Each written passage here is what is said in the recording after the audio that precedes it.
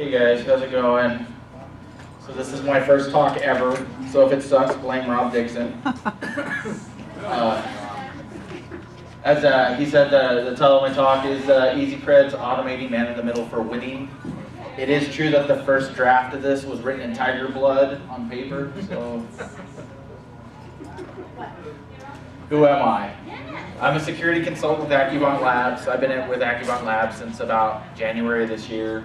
It's a killer company. I love working for them. We're hiring, so if you guys want to come work for the best company in the world, you can come work for AccuBot Labs.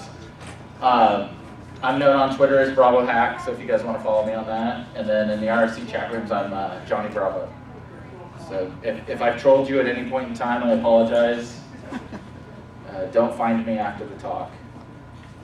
A couple of quick call outs. Just wanted to call out Rob Dixon and say, hey, thanks a lot for letting me come here and do this. Hackers for Charity, of course. Pure Hate is my double first homeboy. He's the man with the plan. He kind of helped guide me with the script and getting it into backtrack, which is really my ultimate goal. Emilio Escobar, he's another guy that works for AccuBot Labs, and I'm going to talk about this at the end, but he basically, in a couple of days, rewrote EtherCap and fixed a lot of the stuff that's out there. So as you guys know, I think the last actual official code release was like 2004. Some of the distros have kind of kept stuff up, but I've submitted bugs and it's been months or years and haven't been fixed. So we'll talk about exactly what he fixed at the end. During this talk, we're going to go over high percentage man-in-the-middle attacks, wireless attacks with Easy Creds, attacking the internal networks with Easy Creds, kind of the effective attack vectors, how you really go about it, why it kind of gets a bad name in the industry when you talk about poisoning and man-in-the-middle and it being cheating and all that stuff. And then I've got a few demos to go through Easy Creds and just kind of show you how simple it is to use and what you can accomplish with it. So high percentage attacks. So if you're behind the perimeter security controls, basically you're doing an internal assessment or an internal audit or a pen test, there's a few different attacks that you can use. The art poisoning, of course, being kind of the most common. Has anybody ever used EtherCap or Kane? Okay, for yourselves or actually during a pen test? Anybody during a pen test? Yeah. Okay, cool. So as you guys know, it does a lot of stuff and it basically uses art poisoning to accomplish that. Different types of poisoning. There's also, DHCP, where the attacker's in race condition with the actual DHCP servers who assign an IP address to a victim. DNS, thanks to Iron Geek for his video up on his website, I added the DNS spoofing attack to Easy Creds, and basically it's the same type of thing where you're kind of in a race condition to get the information out there, and it allows the attacker to spoof the site request with a malicious site or IP that they own. ICMP is hardly ever used. I've never used it, honestly. It's in there because it's a valid attack vector. Basically, it's used to indicate that there's a shorter route to some particular destination. So what all these accomplish is basically getting the victim to route their traffic through your box. And of course, we all know about wireless networks now. Fake APs have been around for a while, soft APs, different types. And there's a few different ones that are built into the Easy Creds script. So this part's kind of like Jaded Security's earlier talk. It's 2011, why the fuck does this still work? I mean, I think if you Google man in the middle or you Google art poisoning, you're gonna get 500,000 hits in less than a second. Yeah, I mean, there's a million different videos out there for it. Most organizations, they don't truly understand the applicable threat of the attack. They don't really understand what it's doing. And because of that, they don't know how to defend it. So if they don't know how to defend it, of course, it's always going to be a valid attack vector. And I think, I forget who I was talking to, but we were telling stories about someone who had switches that were 11 years old. Well, yeah. So right away, you know that man in the middle is probably going to be possible in that environment. And there's only a few effective defenses against poisoning attacks. Mostly art poisoning. There's two that have kind of stopped me. The big one is, well, one of them is port rate limiting, which limits the amount of traffic that can cross over a port in a given point in time, and then it'll shut the port off. So if you've got the traffic of 20 systems going through, you're going to trip the threshold, hopefully, that they've set. And then at that point, the port will shut down. It doesn't always prevent it, but for the most part, that's a pretty effective defense. The one that will stop ARP poisoning cold is dynamic ARP inspection. And dynamic ARP inspection with DHCP snooping, what it does is you basically run DHCP snooping on your network for 2 or 3 weeks, and it builds a database of MAC addresses and everything for you. So when someone comes in to poison the network, it monitors and looks at all the ARP replies and requests. And if it doesn't match their table, it just drops it. So that's been the only defense that's really kind of worked. I can tell you I've been on several pen tests over the past 5 years, and the only place I've ever had it not work, it was on a retest after we'd already given them the finding, and they put in port rate limiting and dynamic ARP inspection. So this is definitely a valid attack vector. If you're doing a pen test, you should go through and at least try it. Do it on the guest network, do it on the regular network, and see what you get. The big reason why a lot of these companies don't fix it, we were saying they have old switches. It's a huge, huge, huge amount of money to go through and replace every switch that exists in a user environment. And so they just don't have the funding. They've got a million other things and they want to make money. So they look at this as like not a big deal until you get some service account, and then 30 minutes later you're enterprise admin, and then hopefully you can kind of convince them that this is something they need to fix. But in all honesty, I'd say 99.9% of the places I've been, it's not fixed. So EasyCreds, what is EasyCreds? EasyCreds is a bash script that I put together starting about a year ago that really leverages some of the other tools that are in there. And we'll talk about the tools, but it's like SSL strip, EtherCap, URL snarf, dsniff, and it puts them all into the one script that'll run it all for you. It'll configure everything for you. You just basically type in the IP addresses of the gateway and who you want to go after, and it'll do it for you. So why did I write EasyCreds? A little comment there, never mind the DOS, nothing to see here, move along.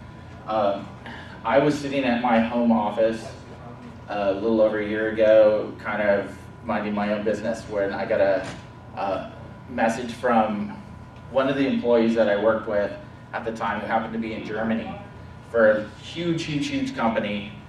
And he was a Windows guy, and he used Kane all the time. And I guess Kane, he didn't know how, I don't know if he didn't know how to update the word list, but of course it's all in German, so it wasn't catching the normal password or whatever. So he decided he was going to use EtherCap.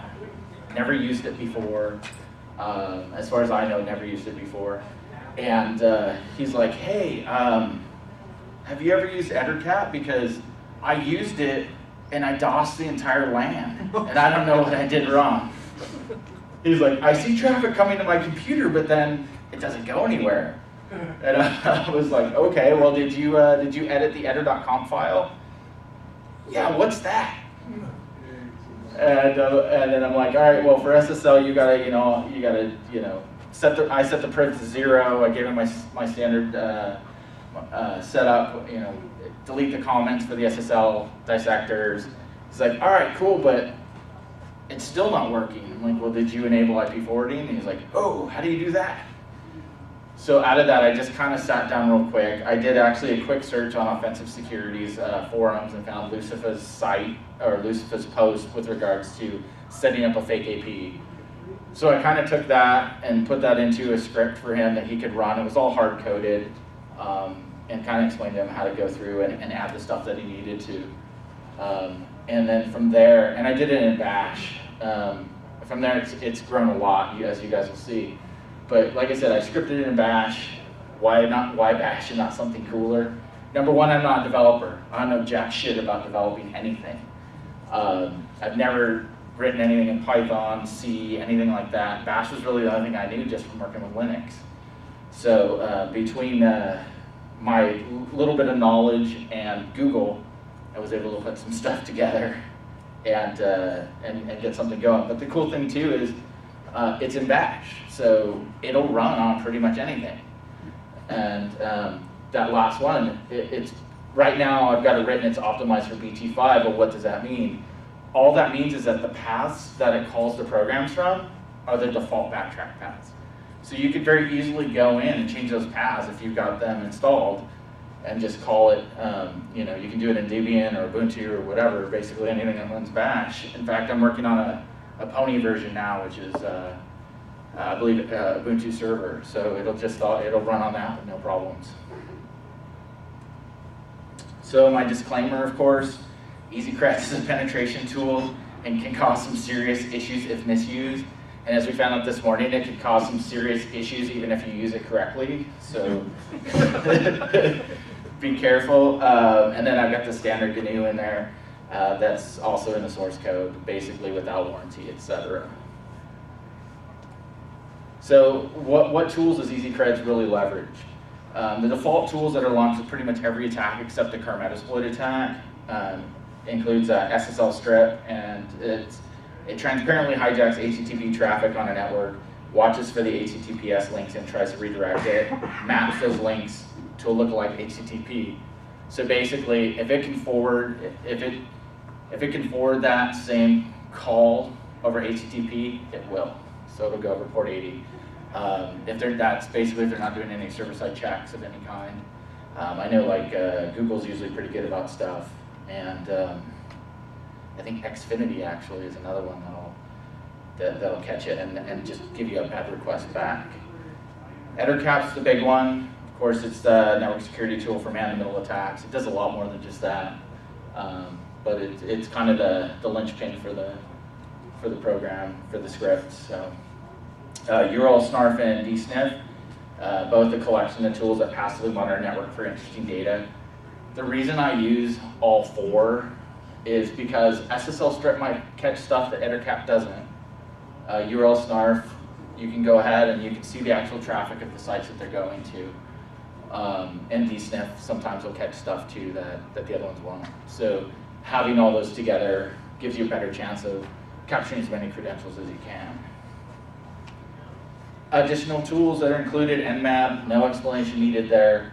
Hamster and Ferret, so this has a sidejacking option if you want to have sidejacking. Every attack asks you, do you want to do sidejacking as well? Ferret's a tool that sniffs and analyzes the packets as they come in. Hamster is what it uses to replay. Airbase NG for the wireless stuff. As you guys know, that's kind of the base for setting up your fake AP there.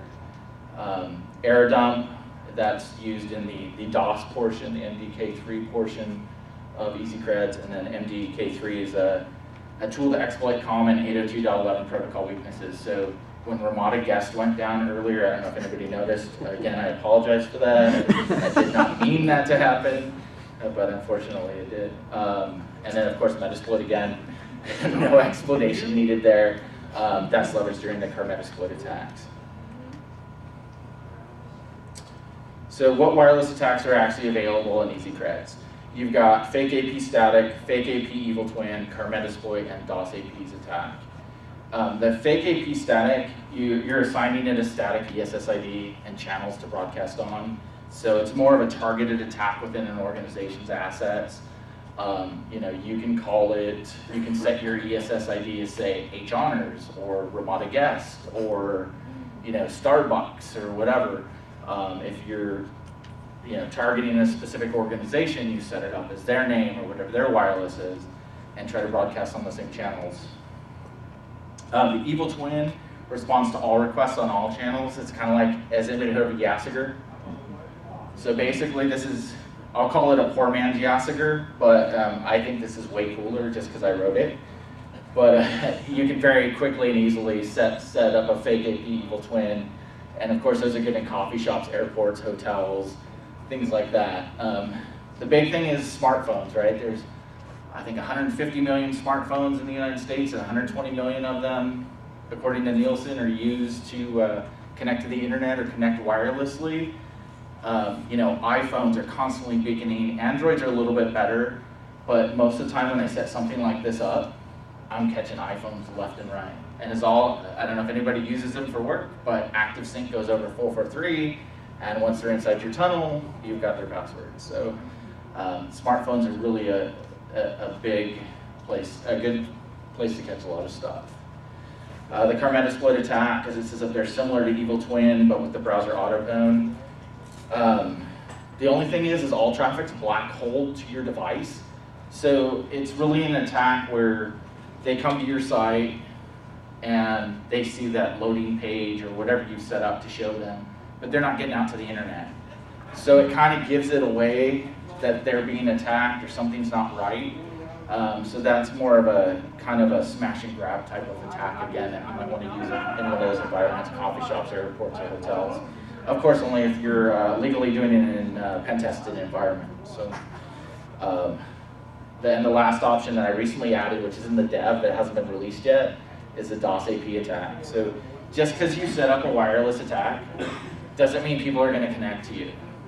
You know, they're usually going to stay connected to their own organization.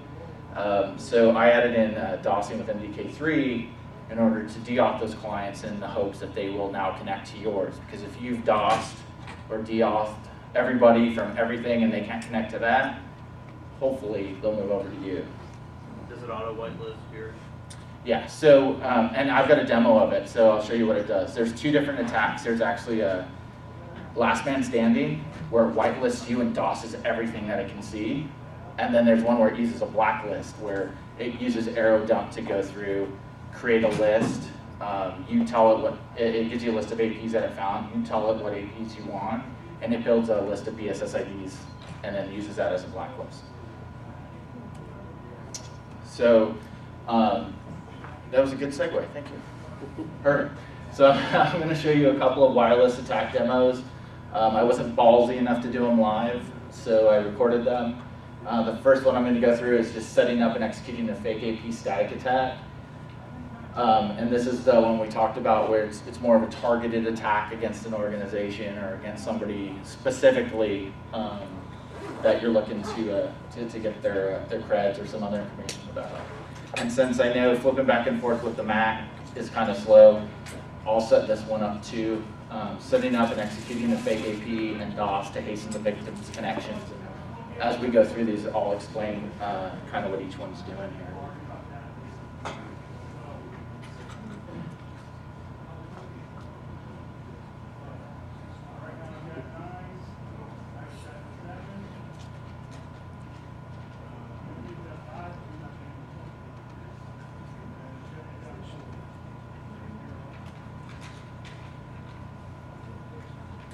Can everybody see that all right?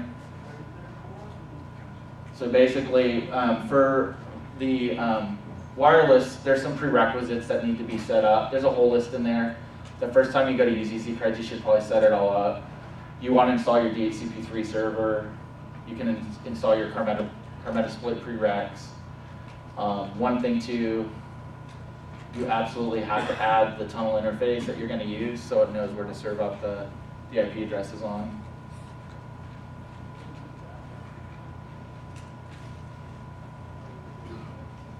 I might have pasted these too slow, so if I did, I apologize. Basically, you can edit. Here you see your interfaces. It's AT0. That's what I use as my tunnel interface.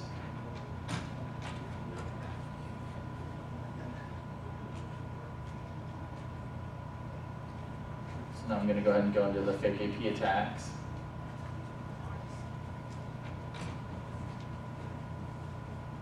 And those are the 4 items that we talked about, and we're just going to go ahead and execute a static attack at this point. Boy, I paced these too slow. I'm sorry, guys.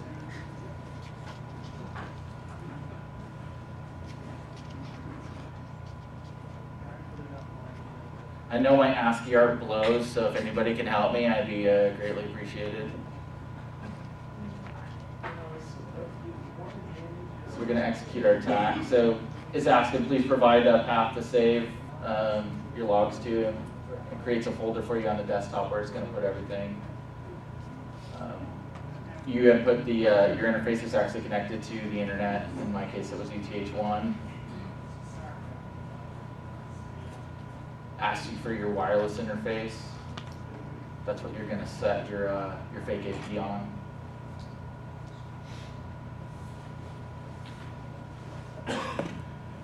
And the ESSID that you want to call your rogue AP. So for example, there I have free Wi-Fi. Again, you can put in H honors, you can put in Starbucks, you can put in whatever you want. And the channel you want to broadcast on. And there, I put it into monitor mode. So go ahead and put in that interface.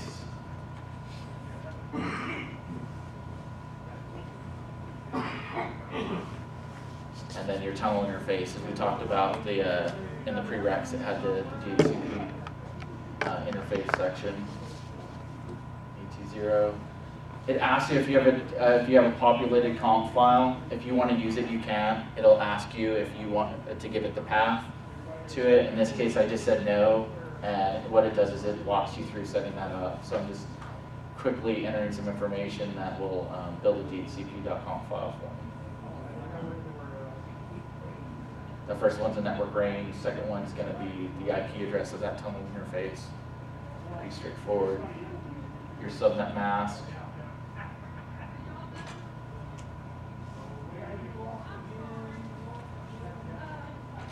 Broadcast address that you want to use.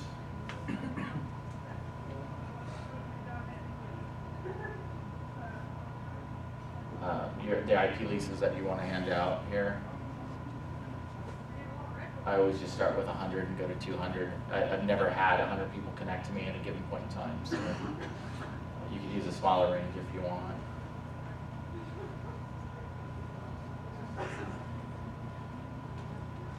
And then finally the DNS server, and I always use Google's DNS.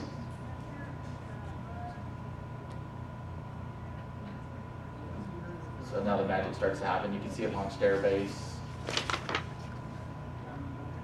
Created DHCP conf, launched it, configures your tunneled interface, sets up the IP tables to handle the traffic, launches tail for you so you can kind of see what's going on when people connect to you. I asked if you want to include a side jacking for this one. I said no.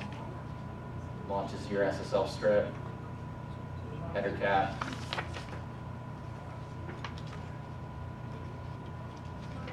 Configures the IP forwarding for you, launches URL snarf, and then dsnarf. So at that point, your attack's fully underway. Again, I tried to paste this. I didn't realize it was going to be so slow. I apologize, but the cool thing is these are extern windows. So I mean, if you wanted to load a plugin on the fly, you could do that.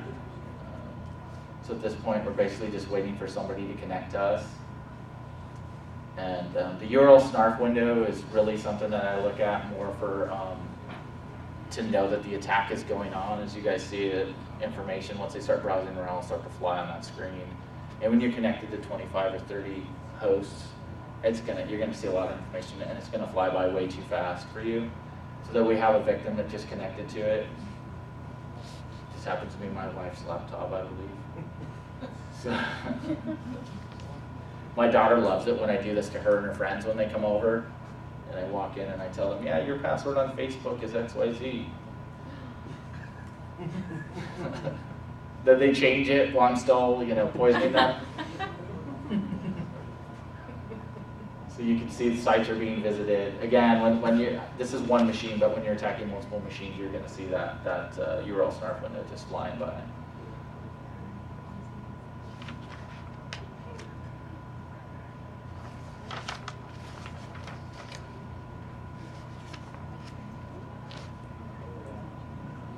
SSL strip sometimes will throw errors. Doesn't mean that it broke or it stopped working. I'm not sure exactly what those errors are all about. Sometimes if someone browses to something then leaves it, it'll throw an error saying that the site was left before connection could be completed or something. So we're looking at that white window, that error cap window. Hopefully we'll see something show up soon. What wireless chipset are you using? I'm sorry? What wireless chipset are you using? I'm using an Alpha card. I think I'm using the 36UH or 36U. That's just a straight the G one. I also use a, there we go, we got a password. It says, oh no's, I've been hacked. And that's their Facebook account. So I'm also watching them go through some of the other sites, and I'll explain to you why. We talked about how sometimes the stuff doesn't show up in that EtherCap window because it's going to sites that you don't see, and there's logins happening that you don't see. So one of the things that I built was a SSL strip parser, because I don't know if you guys have ever looked at the SSL strip data. It's just tons of stuff. So, Eric? yes? Are each one of these going to a separate log file?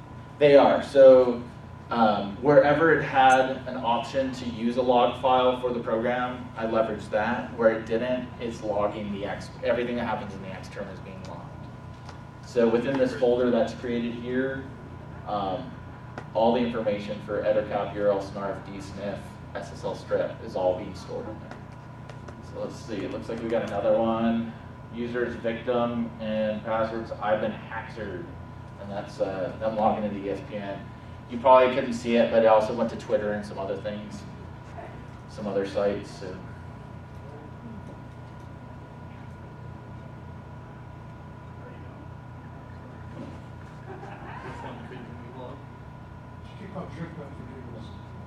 Yeah. Kick off what? You need a goatee option. That's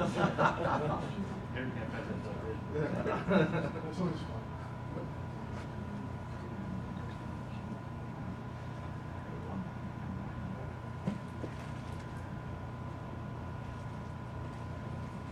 So basically, once you're done with the attack, you just hit Q, and it'll close everything out for you. Oh, we got another password there. Hack me, and here's my Gmail password. Like I said, you hit Q, it closes everything out for you. If you, for a wireless attack, it'll also take it out of monitor mode and everything for you. I tried to make it as clean as possible. And then I know I want to go ahead and show you the fake AP DOS as well. This one's kind of long as well, I apologize. But it basically walks through setting up the fake AP again, and then beginning your DOS attack. And this is in version 3.6, which hasn't been released yet. I apologize, but we'll get that out there as soon as we can. So again, we're gonna set up a fake AP static. Again, you could use Evil Twin, you could use a Kerm exploit attempt, you can use whatever you want. In fact, you can just use the DOS as standalone by itself if you just don't like the place. I think I heard a story about somebody, and I won't mention any names, pure hate, about, and I can say that because he's not here, but he basically, I think he said his wife made him go to Black Friday shopping or something like that. And so he decided just to run MDK3 all day long against in the parking lot. And went in and asked some guys, "Hey, how does this thing connect to the internet?" And they're like, "Oh, look, it's cool." "Oh, I can't connect to the internet." So this one you can see we're rocking 2 cards. We're setting the first one up. That's being put in the monitor mode. For my DOSing, I normally use an N card, 2.4 and 5 gigahertz, and then for my fake AP, I use a G.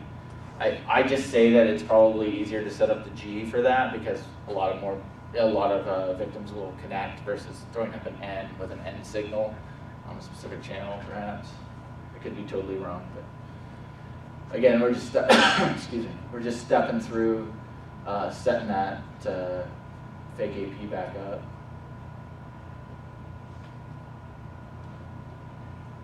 I changed it up this time and used a 192 address because I was trying to be saucy.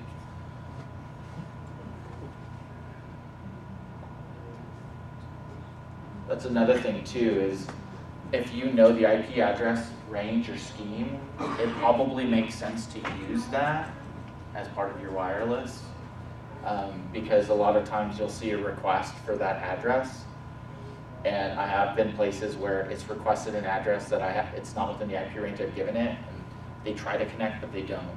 And I don't know if that's a bug within Airbase or I just don't know what I'm doing or what, but basically I have seen victims get turned away because of that. again, it's excuse me, asking if we want a sidejacking.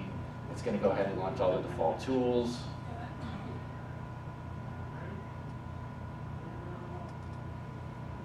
Configures all your RP40. So the main thing that this does that, you know, I know it doesn't look like it from the videos, but it really cuts down on a lot of time setting this stuff up and getting it going. I mean, like I said, if I wasn't pacing this, I could have all this up in about 2 minutes or less. And then you're off and running with an attack. So at this point, I'm going to go back in. I'm going to do a DOS AP, and it leverages MDK3 as we said earlier, and it's using the deauth option. There's a last man standing, which I say, of course, use with caution. You know, if you happen to be in a hotel, and not a hotel, I'm sorry, a hospital, and you use last man standing, you might not have some good results because you might be DOSing something that is critically needed. But in this case, we're going after either a single or multiple, and it asks you, do you have the MAC address of the AP or the BSSID? And if you say no, then it'll go out and it'll fire up arrow dump for you automatically. You just give it the interface that you want it to run on. Puts it in the monitor mode. You give it the interface. In this case, I think it's Mon1.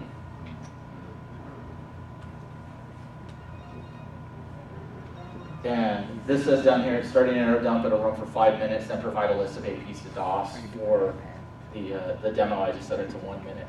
So basically, it's going through and it's seeing everything that it can find out there. It's running on all channels. Sorry. Every once in a while, you'll see your AP pop up and change. Let's see if we can catch that. See, there's 2 purple cheetahs there. One's on 6, one's on 11. Sorry, you probably can't see that from there, but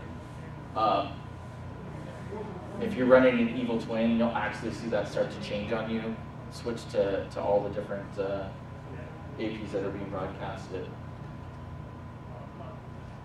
So it's running, and in the background, it's just basically going to dump a CSV file out to the temp directory. And then, gosh, I'm sorry. As you can see, it dumps a list of the APs that I found for you. So there's still a small bug I'm working on where there's a space, like this one says Bobby's network. That's really one AP, but it splits it off. So I'm going to go ahead and do a DOS attack against Purple Cheetah, which is my own network, because that's how I rock it.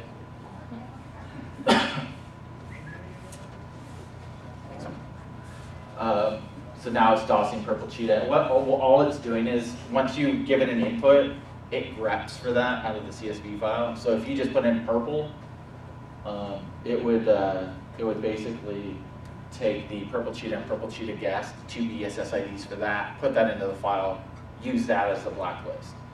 So, excuse me, if you have like Caesar's guest or Caesar's and you want to just DOS everything, you would just put in Caesar's. So you can see down here, MDK3 is running, it's sending out some packets, and we're waiting for it to deauth somebody. And I think my wife's going to be a victim again here.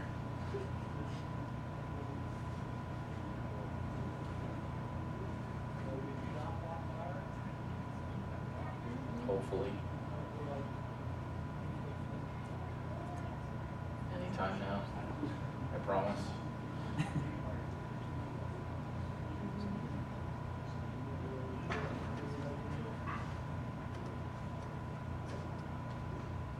Boom, there we go. Boom goes the dynamite.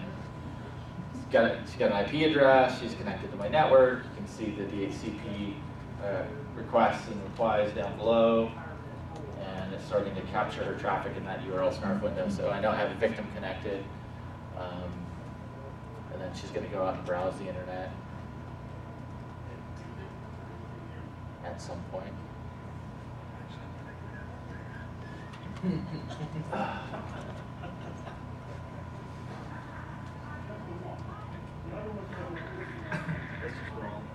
What's that? Match.com. Yeah. That's what, my wife's like, yeah, I'll show him. Yeah. The cool thing is when you're running sidejacking, if someone's chatting like on IRC or something, you'll see it being echoed in that window, which is kind of cool. But that was something that I just kind of caught myself when I was goofing around, and I was like, oh, I can see what's going on here. So basically I just quit out of that. Again, it closes everything out for you. Everything's logged into that directory for you for review later on.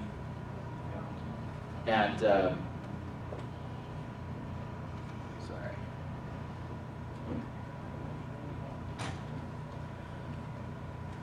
Are you there? There we go.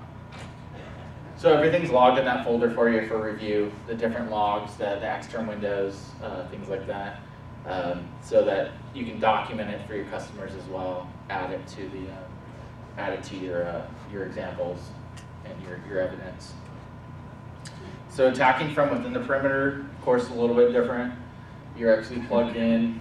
As I talked about earlier, our poisoning's basic in one way. Those are the two most used attacks. Basic will poison the gateway and the victim. One way will just poison the victim. I use one way if I'm trying to be a little bit more stealthier, or where they might have the network protected but not the host. So I was at a client where they had, as Jaded Security was saying, all the blinky lights, and they had host-based IDS, and they had all the stuff that you can imagine, but they weren't protecting their ARP tables on their clients, so it didn't really matter. So I just used a one-way poison against them and was able to get inside their SSL tunnel, and then they used SiteMinder as their authentication, which was set up with base 64 encoding, which isn't even encrypted, so it gets decrypted by EtherCap on the fly. DHCP poisoning, DNS spoofing, ICMP poisoning. As I stated, I've never used the ICMP poisoning before. It's in there if you want to give it a run. DHCP poisoning, DNS spoofing. Those last three are probably more for a guest network. You probably want to run those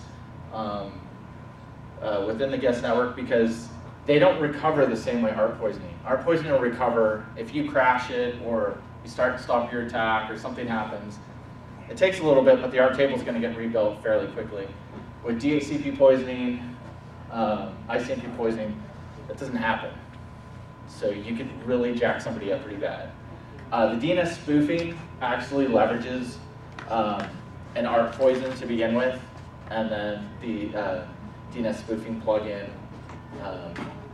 within EtherCap. So I'm going to show you guys one more demo here with regards to setting up and executing a basic ARP poisoning, and we're going to include sidejacking with this. That includes the hamster and ferret options.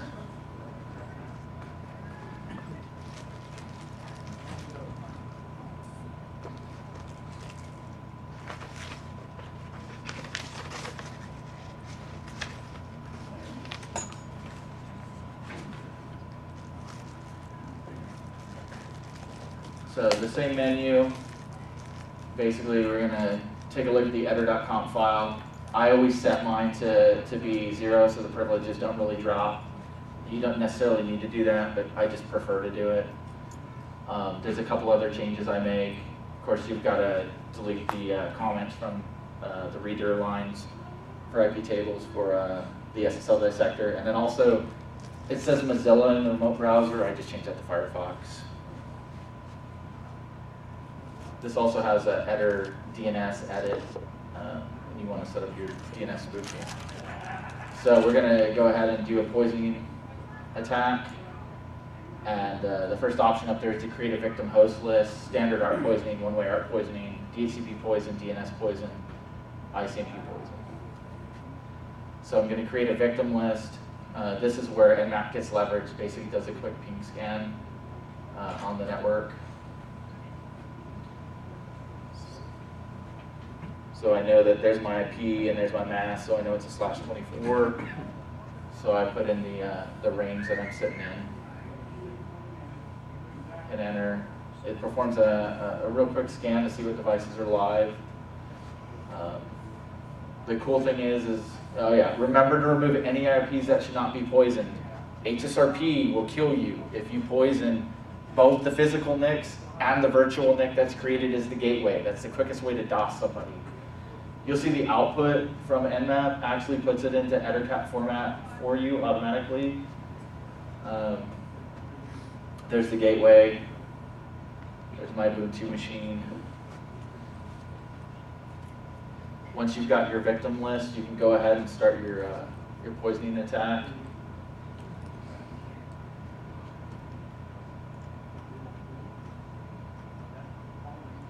And I'm just going to do a standard art poison for this one.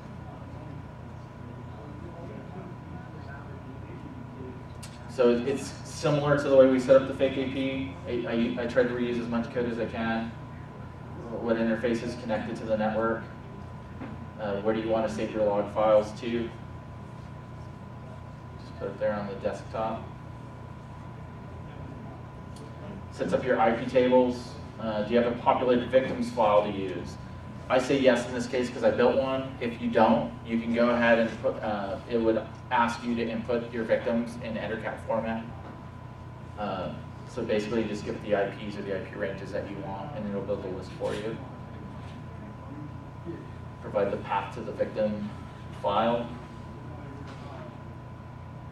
The IP address of the gateway, which is 11.11.14.1. Hit enter, and it's going to go ahead, ask if you want a sidejacking attack. We're going to say yes. Has anybody used Hamster and Ferret before? Yeah.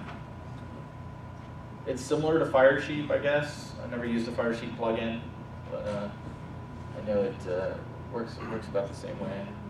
Again, it does everything for you, configures everything for you. So all you got to do is set it up and let it fly. There's Ferret. It's doing capturing its traffic. Hamster, right here, basically for Hamster, you've got to set your proxy in Firefox to 1234. Time to get some, enjoy. I hear Boris uses gerbils. Yeah, I've heard that too. I've heard that too. They're a little bit more frisky. That's why he's so uptight, I guess, huh? A little wound up. Hey, he was So just bragging basically- about it the other night. I don't know what's going on. Just roll with it. So I set up my proxy to handle it. Gonna set it up. Go to the Hamster site here. Had to make sure I used a machine that didn't have YouPorn in the address line there in the drop down. Look it up. So that's what Hamster looks like. I'll show you once the attack starts how it shows you the different cookies and stuff. So now we're basically poisoning. You can see the traffic there in the Ferret window going crazy. And hopefully we'll see a connection anytime now. There we go. So that's just a straight FTP, anon, evil at hacker. That's Microsoft's FTP site. If you want to go there, I don't know why it's still up, but it's probably not even really Microsoft's. So you can see they're browsing around on the internet. They're going to different sites. Twitter.com. It's flying by there. So, as I stated, I mean, there's logins that are happening right now. You notice nothing's happening in the EtherCAT window. And I'll show you how to get that out of the SSL string input.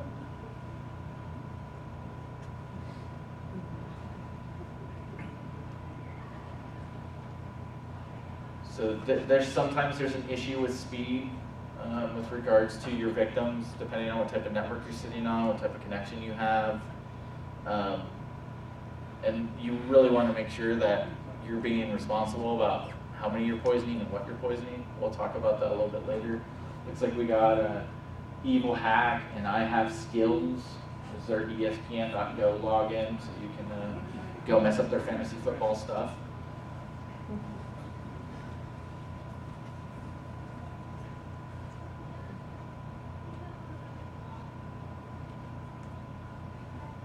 We got another one, Evil Hack3rcon.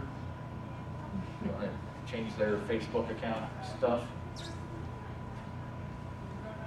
So you can see it's the same methodology that's used throughout the entire attack. So it leverages it for wireless or for wired attacks. It's pretty straightforward and easy to use.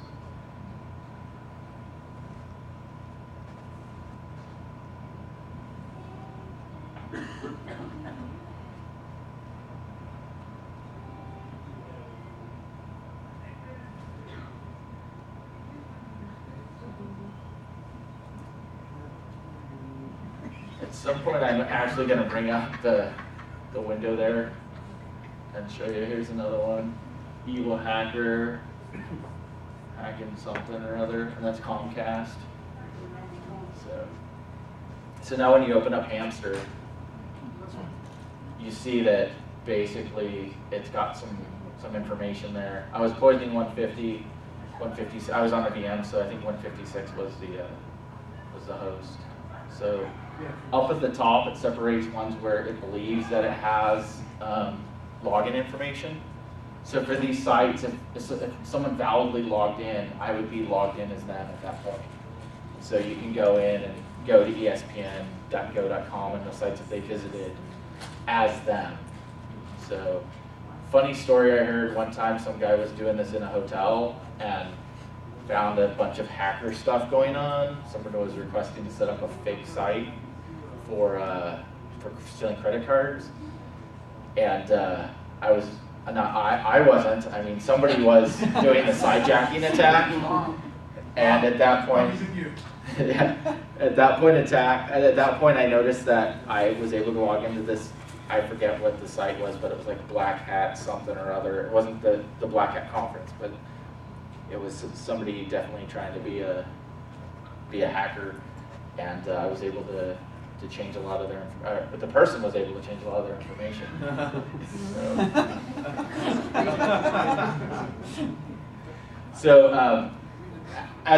Sorry for the demos. I tried to pace them. I didn't realize it would take that long. Definitely next time I'll make sure that it goes a little bit quicker. But credential gathering in Easy Creds, you saw we were doing a lot. We were capturing a lot of stuff. There's a lot of windows that were open. Again, it's trying to catch as much traffic as you can to be as successful as you can. Not all captured credentials will show up in the EnterCap window. I see so many posts online on the OffSec forum where it's like, oh, I'm using SSL strip and EnterCap, and EnterCap's not catching stuff.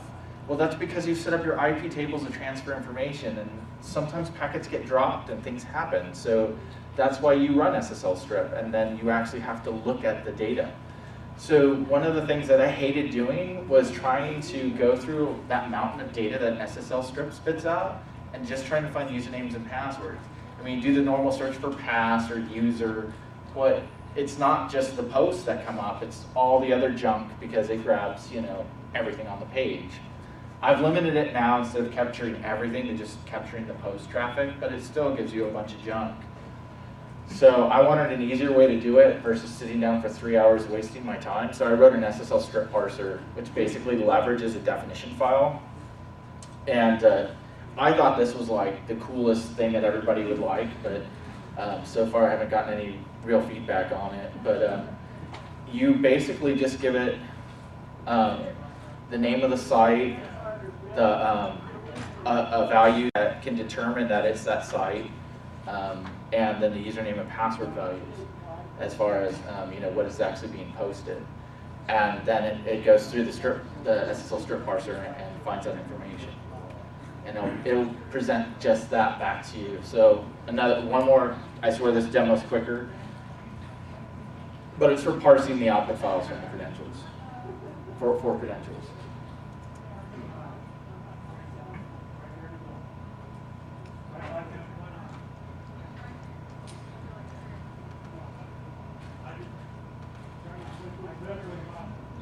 So you can see we've got all our stuff that we did before. Here's the definitions.ssl strip file. We've got our EasyCreds folder that has all the information in it. We're going to do a data review option. We're going to parse the SSL strip log for accounts. So at this point, you enter the full path to the SSL strip log file, which is sitting in there. And as you can see, you've got your DSNF, your EnterCap ECI. You've got I closed the window, but it'll come back up. So you give it the actual log file and the path to your definition file. In this case, it's sitting here on the desktop. So I'll just pop that in there, hit enter, and boom, you can see it gives you an output. There's Twitter, session and username. The only thing is it's encoded, so a space will show up as a %20.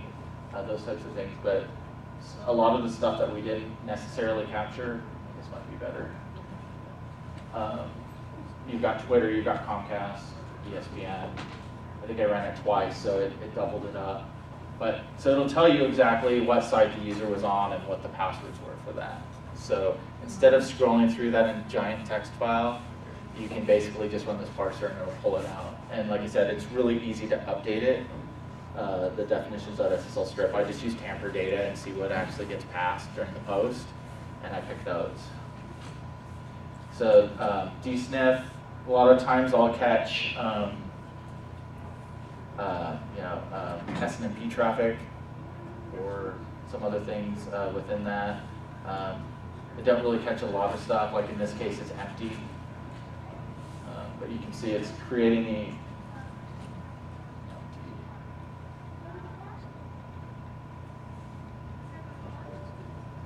the files for you here on the side. I might do it so that it's actually going to put it back in there, but in this case it just prints out to your present path. You've got your EtherCap PCI file in there, and you can parse that. You'll see the creds that it caught.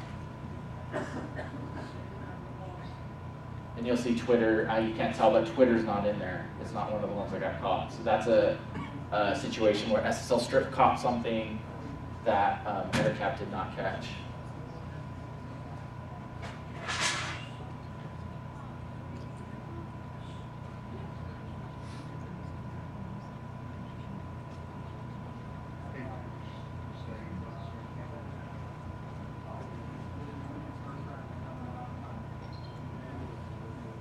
So there's one other thing it's going to show here, and that's that the entire EtherCap term window gets captured. Again, so you can have it as your evidence. It goes through, it dumps the whole thing. You've got your DHCP requests, you've got your passwords, whatever else might have been in there. It logs the entire term window for you. And the URL snarf is the same way. It logs basically everything you went through. So you can leverage it together to hopefully find out some good stuff about your victims.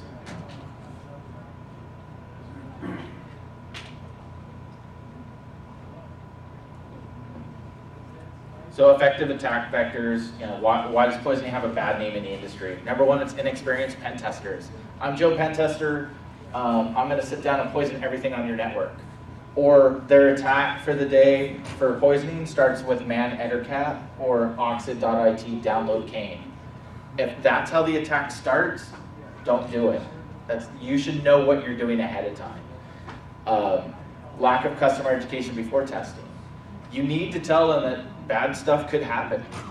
Users can be affected. I've had poisoning sessions where I've gotten full buy-in and they're okay with stuff, but they do maybe some type of banking at the accounting level where there's server-side certificate checks.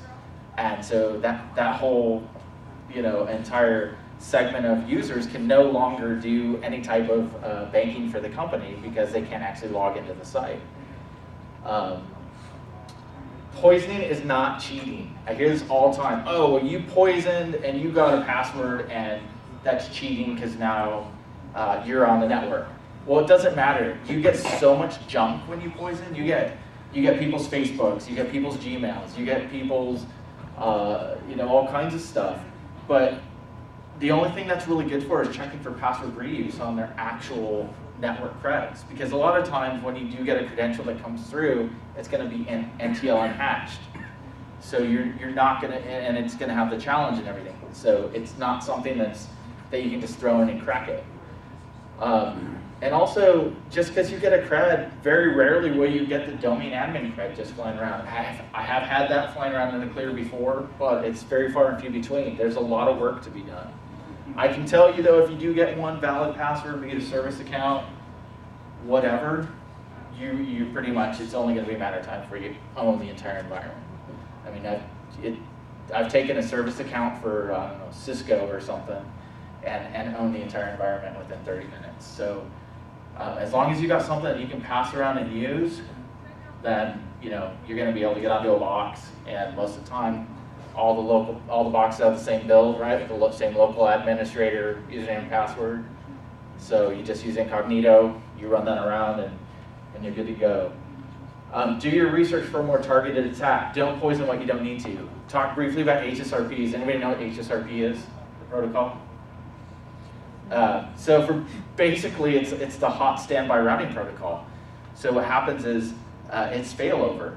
So they have two physical machines with two physical NICs that create a virtual gateway. I think in pfSense it's called CARP, so if anybody's familiar with that. So if one goes down, the other one will be okay. So a virtual NIC, usually on the .1, is the gateway that's created. So if you poison those three IPs, we'll say .1, .2, .3, you've poisoned everything and every way for the entire organization to get out through that gateway. And it's just going to go to your laptop, come back around, go to your laptop, come back around. It's never going to go anywhere. So make sure you do your research. You don't need to poison printers. You don't need to poison VoIP phones. You know, look for that diamond in the rough. What do you want to capture the things people are printing to the printer? I mean, yeah, you could. Yeah, you definitely could. I mean, I'm not saying don't, but I'm saying, you know, make sure you know what you're poisoning, because a lot of times, like I said, people it's man enter cap. Okay, yeah, / space / and they blow up the entire VLAN or the entire broadcast domain they're sitting in, and they don't realize the availability that gets affected or how slow the network gets at that point in time. That's another thing. Who here thinks that a VM can actually handle 150 or 200 users, all their information flying through your VM at a given point in time? Anybody? Okay, good. Because it can't. I mean, you really want to target 10 to 20 at a time. Let it run for 20 or 30 minutes, maybe a little bit more. If you've got some good targets, you know that you're sitting in somewhere where you have access to the admins and network admins, whatever. Try to see if you can't figure out what their IP address is or their IP range if you're sitting in it, and just poison those. You know, that's going to be a lot more effective than just, you know, blowing it all out there and seeing what you're going to get back, because the customer's really going to get pissed when they can't do any work. Know when to use each type of attack. What makes sense? Internal. Does this make sense to run it on the internal network? Would I be better off on the guest network? Would I be better off doing a wireless attack and getting all these iPhones that connect to me and just, you know, use active sync credentials and steal it that way? Where are you at? What's the scenario? What do you have approval from your customer? The guest network, I love it when they say, well, this just connects to the internet, so we're cool. What they don't realize, like I said, the iPhones sync up there. People bring in their, you know, their laptops. They don't want to be tethered, so, you know, they might have to run to a meeting. So, you know, a lot of them will just use the guest network the guest wireless out of convenience, not necessarily because they have to. You know, so just know your environment, know what you're doing, and be smart about your attacks. So where can I get this easy creds? It was recently accepted into the Backtrack 5 repos. So if you've got that, just apt-get update, apt-get install. It'll install EtherCap. And the next slide, I believe we're gonna, or 2 slides from now, we're gonna talk about why that might not be a good thing with the current version. You can get it on SourceForge. Please, if you use it, please provide feedback, seriously. I wrote this for myself. I never thought that anybody else would ever be using it. So if you do use it and you think it sucks, please tell me and tell me what sucks, and then maybe I can fix it. Like, there's a guy on SourceForge gave me a thumbs down and didn't provide any feedback. So it's like, okay, it was probably Boris, but. Demos and videos, again, it's basically what we watch, but they're up on YouTube. I'll do some of the other ones as well. That's another reason why the demos were probably a little bit too long specifically for this, just because they were put up on YouTube and it's more for an educational purposes. But as you guys can see, I mean, it's pretty straightforward and easy to use. With great power comes great responsibility. Please do not poison the hotel network tonight. I know it's fun, but it's also illegal. So that's another one of my disclaimers. EtherCap L3 errors. How many people have gotten the send L3 error? Doesn't that suck? Did you Google for it? Yes. What'd you find? Bunch of crap. Bunch of crap. Bunch of other people saying I'm getting this error. I don't know how to fix it. No fixing. So there's a fix. There's a fix now. So a lot of people reported this L3 error message when EtherCap and SSL stripper run together in the kernel 2.6.39-4 and up. Basically, once BT5R1 came out, EasyCreds went to shit because EtherCap just throws that error nonstop. Everything still worked, but that window would just fill up with errors, and it was kind of unusable. So the guy I mentioned earlier, Emilio Escobar, I've been working on this problem for like, what, Lee? 8 months. Because I knew it was an issue before R1 came out. And he patched it in like an hour. So it's just finding the right person. A patched version of EtherCap's been applied to the test repos in Backtrack 5. Update your source list, include test in there to pull it down and test it. It hasn't been, since it just happened, I've tested it on mine. It works fine, but until it gets further testing, it won't get moved into the actual, the final updates. So basically, what was happening too, so the L3 errors, what they are is, for whatever reason, I don't know what, when you do a manual update to the IP tables, you would get an EPERM. It's basically the socket, the send to, would get a permissions issue, which is odd because you're running everything as root. So I didn't know if it was just an informative error that was just annoying. So EtherCap, I didn't think it's been developed for quite a while. Is Backtrack now keeping their own source tree for it and doing patches, or is anybody continuing the project? Yeah, so if you look at if you do a search for on Launchpad for Ubuntu, you'll see that people are submitting stuff. I've submitted stuff because there's another issue that comes up. But is anybody actually taking that and putting it into the main? No, some stuff gets worked on, some stuff gets triaged, but for the most part, it's not really being kept up to date.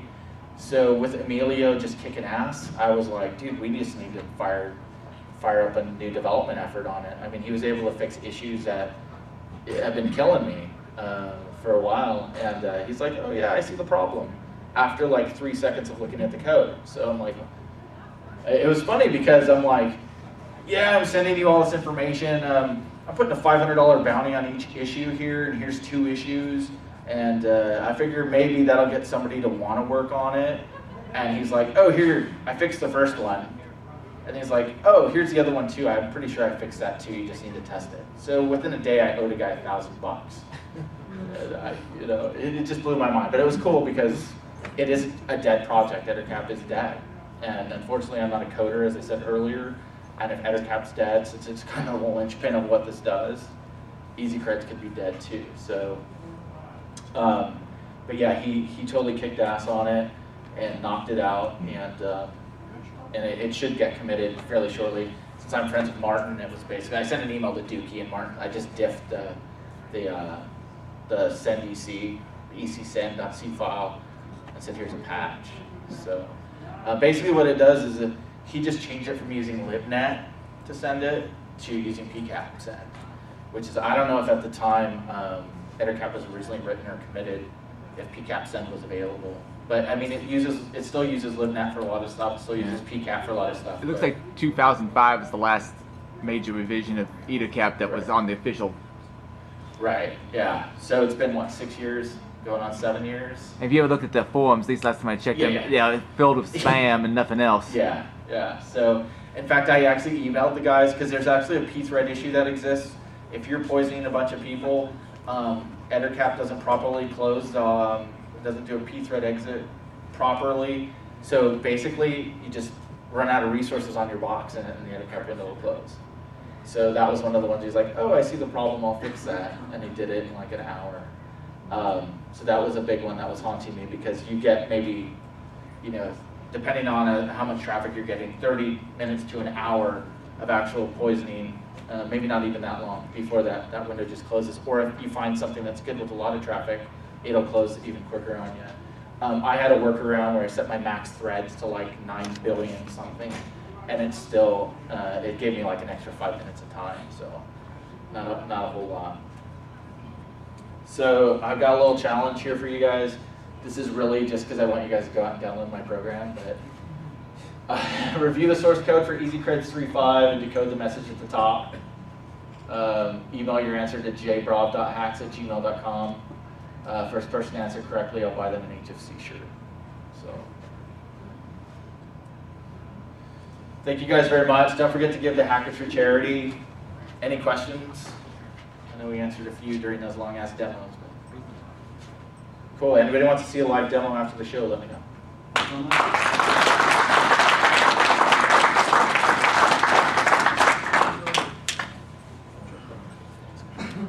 All right, we're gonna move some things around real quick while we get set up for the podcast. Where's the Dropbox? Take any out. Yeah. Only, you're Dump the on only the one in floor. there. That's the problem.